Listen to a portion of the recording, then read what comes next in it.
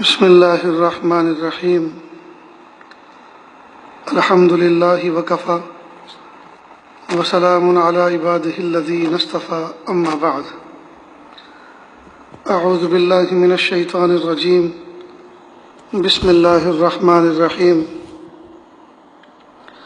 یوم لا ينفع مال ولا بنون الا من اتی اللہ بقلب سلیم سبحان ربک رب العزة عما یصفون وسلام علی المرسلین والحمد للہ رب العالمین اللہم صل علی سیدنا محمد وعلی آل سیدنا محمد وبارک وسلم اللہم صل علی سیدنا محمد وعلی آل سیدنا محمد وبارک وسلم اللہم صل علی سیدنا محمد وعلی آل سیدنا محمد وبارک وسلم۔ ماہ رمضان مبارک کی 19 تاریخ ہے، سن 1441 ہجری ہے۔ مئی مہینے کی 13 تاریخ ہے، سن 2020 عیسوی ہے۔ پورے ملک میں لاک ڈاؤن کا زمانہ ہے، کرونا وائرس کی وبا ہے۔ اللہ تعالیٰ سے دعا ہے اللہ تعالیٰ اہل ایمان کی، مومنوں کی اور انسانوں کی حفاظت فرمائے، اور اللہ تعالیٰ اس بیماری کو دیکھتے ہوئے اپنی قدرت کو پہچان کر زندگی گزارنے کی توفیق عطا فرمائے۔ اللہ تعالیٰ نے انسان کے جسم کے اندر 2 چیزیں بڑی عجیب بنائی ہیں۔ ہے تو یہ پورا کا پورا جسم ہی عجیب، پورا انسان ہی عجیب، لیکن اس پورے جسم کے اندر 2 عضو ایسے بنائے ہیں جو بڑے عجیب و غریب ہیں۔ ایک ہے دماغ اور دوسرا ہے دل۔ اللہ پاک نے دماغ کو، جس کو عقل بھی کہتے ہیں، معرفت کا برتن بنایا، علم کا مرکز بنایا، اور دل کو اللہ پاک نے جذبات کا برتن بنایا۔ تو جس آدمی کے دماغ میں خلل ہو، اس کو معرفت کا شعور نہیں ہوتا، وہ اللہ کی تو کیا معرفت کرے، اس کو تو اپنی معرفت نہیں ہوتی۔ کھڑے کھڑے پیشاب کر رہا ہے، لیٹے لیٹے بیٹھے بیٹھے پاخانہ کر رہا ہے، اس کو تو اپنے وجود کی معرفت نہیں، وہ اللہ تعالیٰ کی ذات کی کیا معرفت حاصل کرے گا۔ تو یہ معرفت کیوں نہیں ہوتی اس کو؟ اس لیے کہ دماغ میں خلل ہوتا ہے۔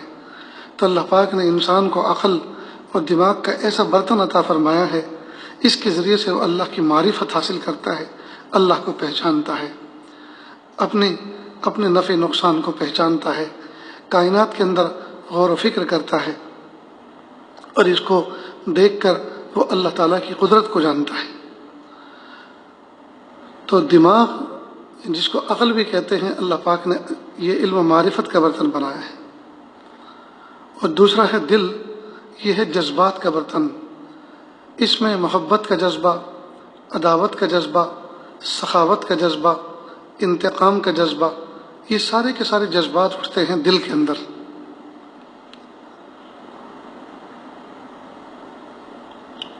اور عجیب بات ہے، دینی اسلامی نقطہ نظر سے دل بادشاہ ہے اور عقل اس کی وزیر ہے۔ اللہ رب العزت نے دل کو اپنی محبت کی جگہ بنایا ہے۔ انسان کو چاہیے کہ اس دل کا خیال رکھے، اس کے اندر پاکیزہ خواہشات، پاکیزہ جذبات تو ابھرنے دے، لیکن ناپاک جذبات کو خاطر میں نہ لائے اور ان کی پرورش نہ کرے، ان کو جگہ نہ دے، ان سے دل کو پاک صاف کر کے رکھے۔ اگر کبھی اس طرح کے جذبات آتے بھی ہیں تو ان کو ٹھہرنے کا، اسٹے کا موقع نہ دے، اس لیے کہ اگر وہ ٹھہرے اور ان کا قیام ہوا تو یقیناً پھر وہ رنگ دکھائیں گے، گل کھلائیں گے۔ اس لیے اپنے جذبات کو آدمی پاک رکھے۔ اب یہ دل، جس کو حدیث پاک میں محبوب صلی اللہ علیہ وسلم فرمایا کہ انسان کے اللہ پاک نے سینے میں گوشت کا ایک لوتھڑا رکھا ہے، اذا صلحت صلح الجسد کلہ، جب تک وہ ٹھیک ٹھاک رہتا ہے تو پورا جسم ٹھیک ٹھاک رہتا ہے، وَإِذَا فَسَدَتْ فَسَدَ الْجَسَدُ كُلُّهُ، اور جب وہ فاسد ہو جاتا ہے، بگڑ جاتا ہے، تو پورا جسم کا نظام بگڑ جاتا ہے۔ اس لیے کسی نے کہا دل کے بگاڑ ہی سے بگڑتا ہے آدمی، جس نے اسے سنوار لیا وہ سنور گیا۔ تو اللہ پاک نے دل کو سنوارنے کے لیے حکم دیا ہے۔ اللہ رب العزت نے دل کا خیال رکھنے کے لیے اور دل پر اپنی توجہ کی نگرانی رکھنے کے لیے اللہ رب العزت نے انسان کو مکلف کیا ہے۔ اب جب یہ خراب ہو جاتا ہے تو یہ صاف کیسے ہوتا ہے؟ یاد رکھیں، جب کبھی بیڈ شیٹ گندی ہو جاتی ہے، پلنگ کی چادر میلی اور خراب ہو جاتی ہے، تو ہم اس کو پھینکا نہیں کرتے بلکہ اس کو دھو لیا کرتے ہیں۔ ٹھیک اسی طرح جب دل گناہ کا ارتکاب کر کے، گندے جذبات پر عمل کر کے جب یہ میلا ہو جاتا ہے، تو اس دل کو بھی پاک کرنے اور صاف کرنے کا اللہ نے طریقہ بتایا ہے، اور وہ یہ ہے کہ آدمی ندامت کے اشک بہائے اور ندامت کے اشک بہا کر اس کو پاک اور صاف کر لے۔ اللہ پاک نے ایک نظام بنایا، اس دنیا کے اندر اللہ رب العزت نے انبیاء کرام کو بھیجا، اور انبیاء کرام کے متبعین کو اللہ پاک نے رکھا، اور سب سے آخر میں محبوب صلی اللہ علیہ وسلم کو دنیا میں مبعوث فرمایا، اور محبوب صلی اللہ علیہ وسلم کے دنیا سے پردہ فرمانے کے بعد اللہ رب العزت نے محبوب کو ایسے کھیپ اور ایسی جماعت عطا فرمائی جو صبح قیامت تک جس کا سلسلہ چلتا رہے گا، اور وہ انفاس قدسیہ اس امت کے علماء اور صلحاء ہیں۔ وہ ان دلوں کے اوپر باخبر ہوتے ہیں، دلوں کے بھیدوں کو جانتے ہیں اللہ کے فضل سے، اور دلوں کے اندر جو بیماریاں ہوتی ہیں وہ ان کا علاج کرتے ہیں۔ وہ دلوں کے جاسوس ہوتے ہیں، وہ باتوں سے اندازہ لگا لیتے ہیں کہ دل میں کیا چل رہا ہے، وہ کلام سے اندازہ لگا لیتے ہیں کہ دل میں حرص ہے، طمع ہے، کیا ہے۔ وہ انسان کو جو ہے سامنے بٹھا کر چند کام اس کے حوالے کر کے اس سے ان کو پتہ لگ جاتا ہے کہ بندہ کس ڈھب سے اور کس رخ پہ چل رہا ہے۔ لہٰذا ہمیں چاہیے کہ ہم اللہ تعالیٰ سے جہاں اپنی دعاؤں میں رزق مانگتے ہیں، صحت مانگتے ہیں، عزت مانگتے ہیں، دولت مانگتے ہیں، گھر مانگتے ہیں، سواری مانگتے ہیں، کاروبار مانگتے ہیں، یہ سب چیزیں مانگتے ہیں، وہاں اپنے دل کی سلامتی بھی اللہ سے مانگے،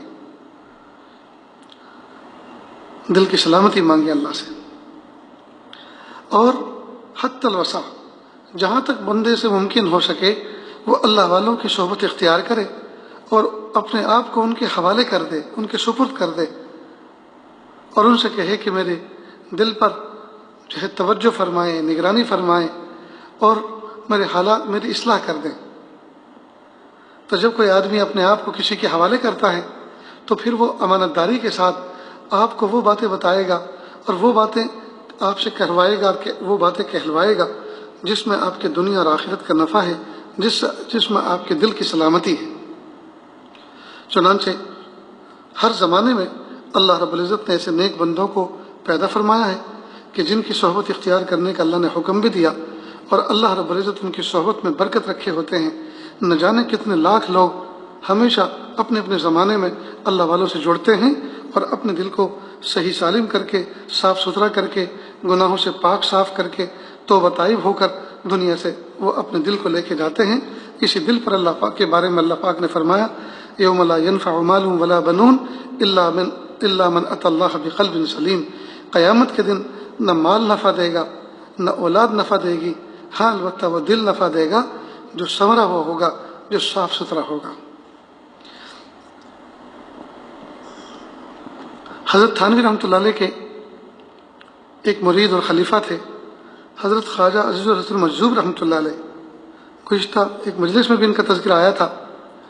یہ حضرت سے بیعت ہوئے اور انہوں نے اپنی اصلاح حضرت سے کرانا چاہی، اور حضرت نے ان کے اوپر توجہ کرنا شروع کی، اور بحیثیت ایک جو ہے معالج کے، ایک طبیب روحانی کے، تو اپنے مرید کا جو حق ہوتا ہے اس کو ادا کرنا شروع کیا اور بات سمجھانی شروع کی۔ اب ظاہری بات ہے، جب کوئی آدمی اپنے آپ کو کسی کے حوالے کرتا ہے تو اس میں بہت کچھ اونچ نیچ ہوتی ہے۔ تو جب انہوں نے اپنے آپ کو حضرت کے حوالے کیا تو ان کی تربیت کے درمیان بھی بہت ساری ان کی زندگی میں اونچ نیچ آئی۔ حضرت اس پر گرفت کرتے تھے، کئی مرتبہ شفقت اور محبت سے کہتے اور کئی مرتبہ ڈانٹ ڈپٹ بھی کرتے تھے۔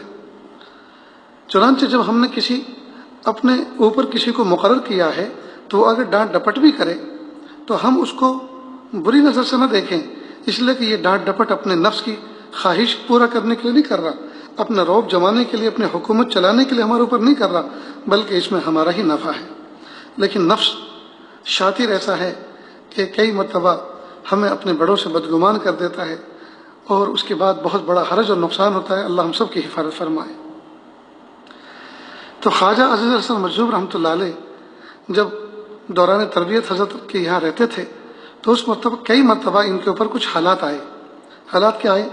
ایک مرتبہ انہوں نے کچھ گڑبڑ کی تو حضرت نے ان کو سزا دی، اور سزا یہ دی کہ خواجہ تم مجھ سے بات مت کرنا۔ اب چونکہ ان کو علاقہ تھا حضرت سے محبت کا، اور جب یہ پابندی لگا دی کہ مجھ سے بات مت کرنا تو حکم تو ماننا پڑا۔ لیکن اب وہ جو محبت کا علاقہ تھا اور محبوب کو روٹھا ہوا دیکھا تو وہ بھی دیکھا نہیں جا رہا تھا۔ اللہ کی شان، ابھی 2 دن مکمل ہوئے تھے، غالباً تیسرے دن کی ابتدا تھی۔ حضرت تھانوی رحمۃ اللہ علیہ تہجد کے وقت میں اپنے گھر سے لالٹین ہاتھ میں لے کر دھندلکے میں مسجد کی طرف تشریف لائے، اور خانقاہ میں جیسے داخل ہوئے اور اپنے حجرے کی طرف چلے تو راستے میں پیروں کے اندر ایک دوات آئی۔ دوات کہتے ہیں روشنائی کا وہ برتن جس کے اندر قلم ڈال کے لکھا جاتا تھا پہلے زمانے میں، انک پاٹ جس کو انگلش میں کہتے ہیں۔ تو کانچ کی ایک دوات تھی، اس کا ڈھکن کھول کر کسی نے حضرت کے راستے میں رکھ دیا۔ اب حضرت کی جس کو ٹھوکر لگی تو کھنن کر کے وہ گری اور ٹوٹ گئی۔ اب حضرت نے جب بغور دیکھا کہ اوہو انا للہ و انا الیہ راجعون، یہ تو روشنائی کی دوات تھی، اور یہ راستے میں، یہ تو اس کا رکھنے کا کوئی محل ہی نہیں ہے، کوئی جگہ ہی نہیں ہے، یہ کس نے رکھ دی؟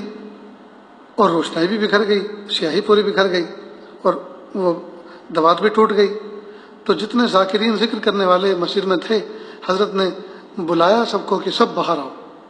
چنانچہ صحن میں آ گئے، سب کو ترتیب سے کھڑا کیا۔ کھڑا کرنے کے بعد ایک ایک سے پوچھا، آپ نے یہ دوات یہاں رکھی تھی یا آپ نے کسی کو رکھتے ہوئے دیکھا تھا؟ کہ حضرت نہیں۔ دوسرے سے پوچھا، آپ نے یہ رکھی تھی یا آپ نے کسی کو رکھتے دیکھا تھا؟ کہ حضرت مجھے تو کوئی علم نہیں، نہ میں نے دیکھا نہ میں نے رکھی۔ سب سے آخر میں خواجہ عزیز الحسن مجذوب کھڑے تھے، ان سے پوچھا، خواجہ آپ نے یہ دوات رکھی تھی یا آپ نے رکھتے ہوئے کسی کو دیکھا تھا؟ وہ خاموش۔ حضرت نے پھر کہا کہ بھائی میں آپ سے پوچھ رہا ہوں، آپ بولتے کیوں نہیں؟ تو انہوں نے کہا کہ بولنے کی اجازت نہیں ہے۔ حضرت نے پابندی لگائی تھی نا کہ مجھ سے بات مت کرنا، کہ بولنے کی اجازت نہیں ہے۔ کہ ہم اجازت دیتے ہیں، بولیے۔ کہ جی ہاں میں نے رکھی تھی۔ کہ کیوں رکھی تھی؟ کہ جب آپ بولتے نہیں۔ اللہ اکبر کبیرہ۔ بس حضرت مسکرا دیے اور سینے سے لگا لیا۔ اصل میں جب محبت کا علاقہ ہوتا ہے اور محبوب ڈانٹ بھی دیتا ہے تو اس ڈانٹ کو آدمی ظلم نہیں سمجھتا، اس ڈانٹ کو کوئی انتقام نہیں سمجھتا، بلکہ اس کو اپنے حق میں وہ انصاف سمجھتا ہے، اور اپنے لیے اس کو نصیحت سمجھتا ہے، اور اپنے لیے اس میں کوئی بہت بڑا سبق تلاش کرتا ہے۔ تو یہ وہ لوگ تھے جنہوں نے اپنی اصلاح کا سودا کیا تھا، جنہوں نے اپنی انا کا سودا کر لیا تھا، جنہوں نے اپنی انا کو ختم کر دیا تھا، جنہوں نے اپنی خود رائی کو بیچ دیا تھا، ختم کر دیا تھا، فنا کر دیا تھا، اور وہ یہی تو بننے کے لیے گئے تھے، اور اللہ پاک نے ان کو بنایا بھی ویسا ہی۔ ایک بار اور ایسا ہی واقعہ ہوا، حضرت نے ان کو کہا کہ خواجہ تم یہاں سے دفع ہو جاؤ، چلے جاؤ یہاں سے، تم میری نظروں کے سامنے سے اٹھ جاؤ۔ حضرت نے خانقاہ سے ان کو باہر کر دیا۔ اب یہ باہر جا کر خانقاہ کے دروازے پہ دائیں بائیں ایک بیٹھنے کی جگہ تھی، وہاں جا کے بیٹھ گئے۔ اب جب خانقاہ کی مسجد میں نماز ہوتی تو یہ آ جاتے اور پیچھے چپ چاپ پیچھے کی صف میں نماز پڑھ لیتے، اور جب سلام پھرتا تو فوراً اٹھ کے چلے جاتے۔ دوسرا تیسرا دن تھا، حضرت ادھر سے گزر رہے تھے اور یہ وہاں بیٹھے ہوئے تھے، تو حضرت کی نظر ان پہ پڑی اور کہا، خواجہ تم یہاں سے جاؤ گے نہیں؟ تو یہ کھڑے ہو گئے، آنکھوں میں آنسو بھر لائے، اور عجیب شعر کہا، چونکہ شاعرانہ مزاج تھا، بہت اچھا کلام کرتے تھے۔ فوراً شاعرانہ انداز میں کہا، تو ہو کہ ترش رو چاہے گالیاں ہزار دے، یہ وہ نشہ نہیں جسے ترشی اتار دے۔ بس اتنا کہنا تھا، آنکھوں میں آنسو تھے، دل ٹوٹا ہوا تھا۔ حضرت نے ان کو بھی اپنے سینے سے لگا لیا، پھر سینے سے لگا لیا، اور معافی تلافی ہو گئی۔ تو یہ جو کہا نا کہ تو ہو کہ ترش روح چاہے گالیاں ہزار دے، یہ وہ نشہ نہیں جسے ترشی اتار دے۔ کہتے ہیں کہ نشہ، جو نشیڑی لوگ ہوتے ہیں نشہ کرتے ہیں، تو نشے کا اینٹی جو ہوتا ہے، نشے کا جو توڑ ہوتا ہے، اس کی کاٹ ہوتی ہے، وہ ترشی ہوتی ہے۔ تو کوئی آدمی اگر نشے میں ہو، اس کو لیمن واٹر، لیمن شربت اگر پلا دے تو وہ نشہ اس کا کافر ہو جاتا ہے، ختم ہو جاتا ہے۔ تو خواجہ عزیز الحسن مجذوب رحمۃ اللہ نے عجیب شعر کہا، تو ہو کہ ترش روح چاہے گالیاں ہزار دے، یہ وہ نشہ نہیں جسے ترشی اتار دے۔ یعنی میں نے جو آپ کی محبت کی شراب پی ہے اور مجھے جو نشہ چڑھا ہے، یہ وہ کوئی شراب کا نشہ تھوڑی ہے، ناپاک چیز کا نشہ تھوڑی ہے کہ اگر لیموں کا پانی آدمی پی لے یا کھٹا شربت پی لے تو وہ نشہ کافر ہو جاتا ہے۔ یہ تو محبت کا نشہ ہے، یہ کسی ترشی سے اور کھٹاس سے دور نہیں ہوتا، یہ تو چڑھ چکا ہے، یہ اترنے والا نہیں ہے۔ اب چاہے تم لاٹھی مارو، ڈنڈے مارو، گالی گلوچ کرو، کچھ بھی کرو، مجھے تو آپ کی محبت کا علاقہ حاصل ہو چکا ہے۔ تو یہ لوگ تھے جنہوں نے اپنے دلوں کی اصلاح کرائی اور اپنے آپ کو اس طرح سے فنا کیا، قدموں میں جو ہے اپنے آپ کو ڈال دیا۔ اس لیے ہمیں بھی اللہ تعالیٰ سے یہ دعا کرنی چاہیے کہ پیارے اللہ، ہمیں بھی کوئی ایسی مربی عطا فرما، اور جو مربی اللہ آپ نے ہمیں عطا فرما رکھے ہیں وہ اگر ہماری تربیت کے خاطر اگر وہ ہمیں کچھ اونچ نیچ بھی کرتے ہیں، وہ اگر کوئی ایسی بات بھی کہتے ہیں جس سے ہمارے دل پر آرے چلیں، جس سے ہمارا دل ٹوٹے، تو ہم ہرگز دل برداشتہ نہ ہوں، بلکہ سوچیں کہ اسی دل کے ٹوٹنے میں تو ہو اللہ تعالیٰ کی محبت ملنے والی ہے۔ اسی کو تو کسی نے کہا، علامہ اقبال نے کہا، نہ چھپا چھپا کے رکھی سے یہ آئینہ ہے وہ آئینہ، کہ ٹوٹ جائے تو ہے عزیز تر نگاہ آئینہ ساز میں۔ دنیا کے آئینے، دنیا کے مرر جس میں چہرہ دیکھا جاتا ہے، وہ ہوتے ہیں جو جب تک صحیح سالم ہو تو ان کو دیوار پر ہینگ کر کے رکھا جاتا ہے، دیوار پر اونچی جگہ پہ ان کو رکھا جاتا ہے جی، اور اس میں آدمی اپنے آپ کو مینٹین کرتا ہے، لیکن اگر ٹوٹ جائے تو اس کو کوڑے کے ڈھیر پہ پھینک دیا جاتا ہے۔ لیکن دل یہ وہ آئینہ ہے کہ جب یہ ٹوٹ جاتا ہے تو جو اس کا صانع ہے، جو اس کا بنانے والا ہے، جو اس کا کاریگر ہے، اس کی نظر میں یہ ٹوٹا ہوا آئینہ قابل قدر ہوتا ہے۔ دنیا کا آئینہ بنانے والا اگر آئینہ ٹوٹ جائے تو بنانے والا خود اپنے ہاتھوں سے پھینک دیتا ہے کوڑے کے ڈھیر پر، لیکن دل وہ آئینہ ہے کہ اس کا بنانے والا رب جب یہ ٹوٹتا ہے تو اس رب کے نزدیک یہ ٹوٹا ہوا دل بہت زیادہ قیمتی ہوتا ہے۔ تو جب غم آتے ہیں، جب فکریں آتی ہیں، جب انسان کے اوپر صبر آزما حالات آتے ہیں تو اس پر دل پر بیتتی ہے، دل ٹوٹتا ہے، اور جب دل ٹوٹتا ہے تو ٹوٹے ہوئے دل پر اللہ کی رحمت برستی ہے۔ حضرت حکیم اختر صاحب رحمۃ اللہ علیہ نے عجیب مثال فرمائی کہ جب آدمی گناہ کے کسی موقع سے گزرتا ہے، مثال کے طور پر بازار سے گزر رہا ہے اور وہاں کوئی خوبرو عورت ہے، مرد ادھر سے گزر رہے ہیں، اب عورت کو مرد کے دیکھنے کا شوق اور مرد کو عورتوں کو دیکھنے کا شوق، لیکن اگر یہ انسان یہ سوچ لے، اگر یہ مرد عورت یہ سوچ لیں کہ نہیں ان کو نہیں دیکھنا اللہ ناراض ہو جائیں گے، تو اس وقت دل بہت ٹوٹتا ہے، اس پر آرے چلتے ہیں، زخم لگتے ہیں۔ اللہ تعالیٰ ان زخموں کو اپنی محبت کے مرہم سے پر کرتے ہیں اور اپنا تعلق عطا فرماتے ہیں،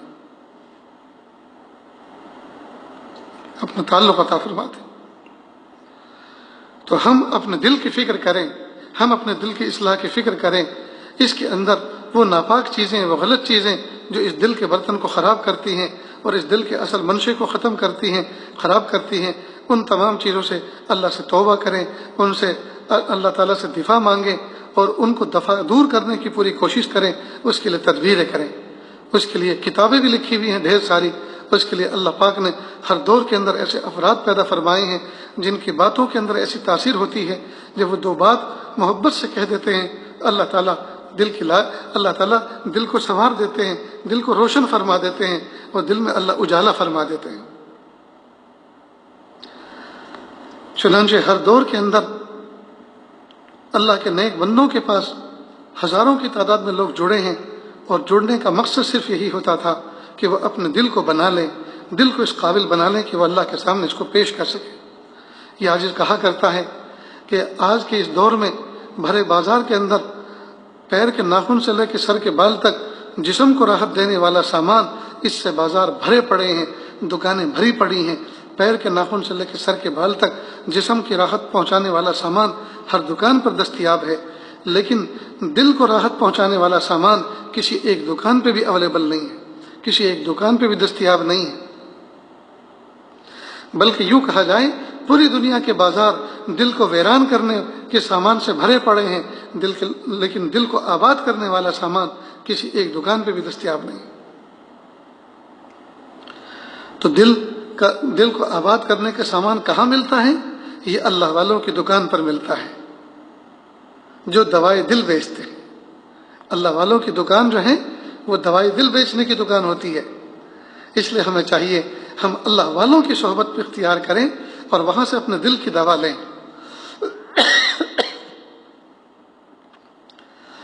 حضرت حاجی امداد اللہ صاحب مہاجر مکی رحمۃ اللہ علیہ خانقاہ دیوبند تھانہ بھون کے اندر جلوہ فروز تھے۔ حضرت مولانا رشید احمد صاحب گنگوئی رحمۃ اللہ علیہ بہت بڑے فقیہ، بہت بڑے اللہ کے ولی گزرے ہیں۔ حضرت کے یہاں پہنچے، حضرت نے فرمایا کہاں جا رہے ہو؟ کہ حضرت وطن جانا ہے، صبح کو پڑھانا بھی ہے، کہ کچھ قیام کر لیجئے رات کا، صبح کو چلے جانا۔ وہ ٹھہر گئے تو کہ حضرت میں ٹھہر تو جاتا ہوں لیکن آپ کے یہاں تو مسئلہ عجیب ہے، رات کو جلدی اٹھا دیا جاتا ہے، ذاکرین ذکر کرتے ہیں۔ فرمایا کہ آپ کو کون اٹھائے گا؟ آپ کو نہیں اٹھائیں گے کوئی، آپ آرام کرتے رہیے۔ کس نے کہا ہے کہ آپ کو اٹھایا؟ کوئی فرض تو ہے نہیں اس وقت ذکر کرنا۔ خیر یہ سو گئے۔ اب جب ذاکرین اٹھے اور انہوں نے درد بھری آواز سے اور محبتوں کے ساتھ اللہ کا پاکیزہ نام لینا شروع کیا اور ضربیں لگنی شروع کی، کوئی اس کونے میں کوئی اس کونے میں، لا الہ الا اللہ، لا الہ الا اللہ، لا الہ الا اللہ، لا الہ الا اللہ۔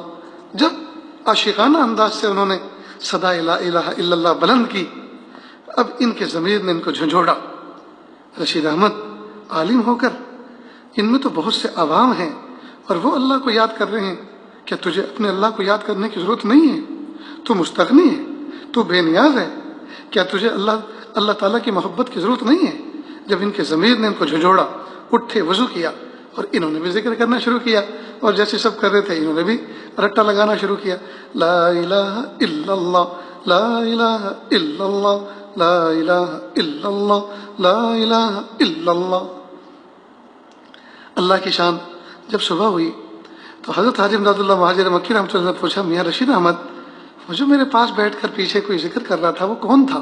حضرت وہ میں ہی تو تھا۔ کہ جب آپ ہی تھے تو پھر ذکر تو سیکھ کے کرنا چاہیے نا، سیکھ کے کرنا چاہیے۔ اللہ کی شان۔ یہ نہ فرمایا حضرت سکھا دیجیے، بس اللہ کی شان۔ حضرت نے ان کو بیعت فرمایا اور ذکر کی ترتیب بتائی، ذکر تلقین فرمایا۔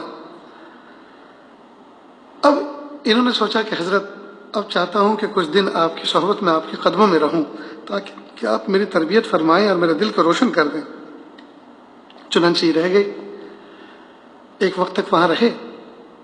ایک مرتبہ حضرت حاجی امداد اللہ مہاجر مکی رحمۃ اللہ علیہ کے کسی متعلق نے بستی کے اندر حضرت کی دعوت کی۔ حضرت نے ان سے کہا بھی میرے ساتھ ایک دو آدمی اور بھی آئیں گے، کچھ احباب آئیں گے کہ حضرت بالکل لے کر آئیں۔ چنانچہ یہ حضرت مولانا رشید احمد صاحب گنگوئی رحمۃ اللہ علیہ کو بھی لے کر گئے ساتھ میں۔ جب وہاں پہنچے تو حضرت نے مولانا رشید احمد صاحب گنگوئی رحمۃ اللہ علیہ کو دسترخوان کے کنارے پہ بٹھایا اور کھانے میں جو کچھ عمدہ چیزیں تھیں وہ تو اپنے قریب کر لی، اور ایک روٹی پر بوٹی رکھ کر یا ایک پلیٹ میں یا برتن میں دال رکھ کر ایک طرف کو کہا، میاں رشید احمد ادھر کنارے بیٹھ کے کھا لو۔ آج کا جو اگر کوئی مرید ہوتا تو وہ اپنے شیخ سے بیعت ہی توڑ دیتا اور وہ کہتا کہ شیخ میں عدل نہیں ہے، انصاف نہیں ہے۔ لیکن چونکہ حضرت کی صحبت یافتہ تھے اور صدق دل کے ساتھ ٹھہرے تھے اور سچے دل سے، سچی نیتوں کے ساتھ اپنے باطن کی اصلاح کرنے کے لیے اور اپنے دل کو بنانے کے لیے ٹھہرے تھے، لہٰذا فوراً حضرت کے حکم کی تعمیل میں کنارے پہ بیٹھ گئے۔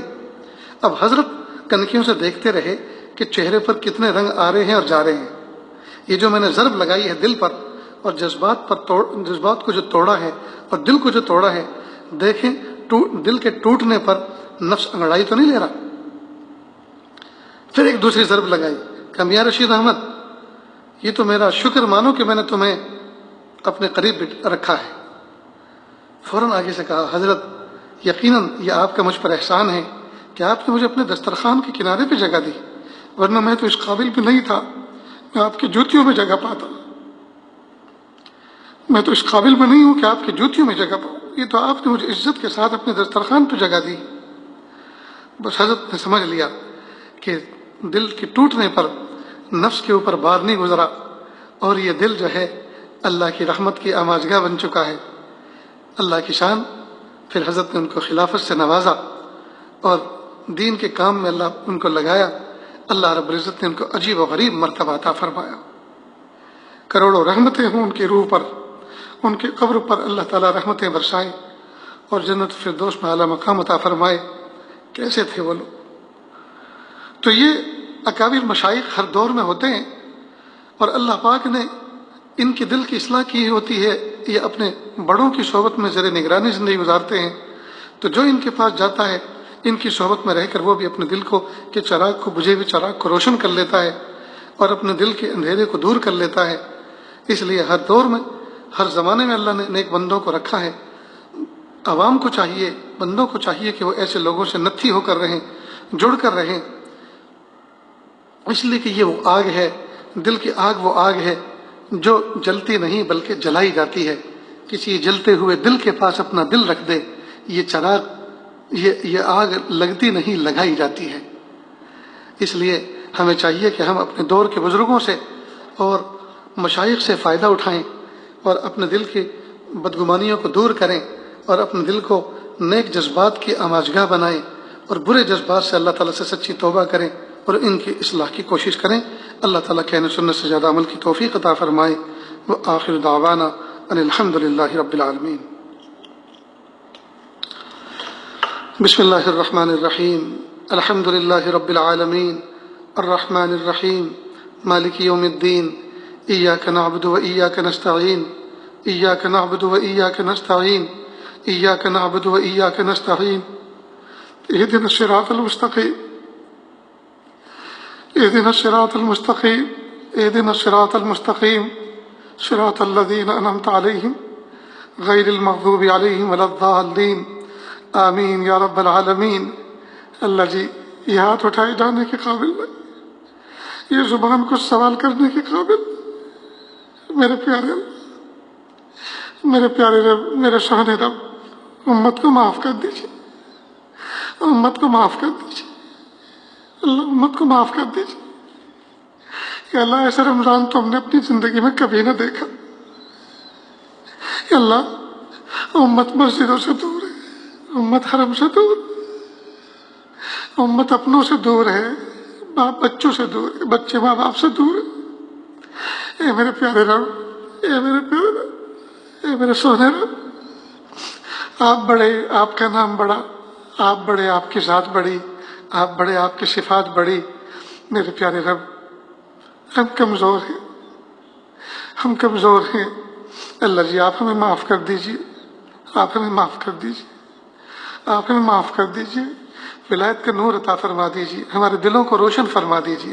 یا اللہ ہمارے دل کالے ہو چکے ہیں، اللہ ہمارے دل سیاہ ہو چکے ہیں، اللہ ہمارے دل میں اندھیروں نے ڈیرے ڈال رکھے ہیں، یا اللہ ہمارے دل پتھر کے سل بن چکے ہیں، یا اللہ ان کو نرما دیجیے، یا اللہ اس کو اپنی محبت سے گرما دیجیے، یا اللہ دل میں اجالا نصیب فرما دیجیے، یا اللہ تاریکی کو دور کر دیجیے، معصیت کی ذلت سے حفاظت فرما، طاعت کی عزت عطا فرما۔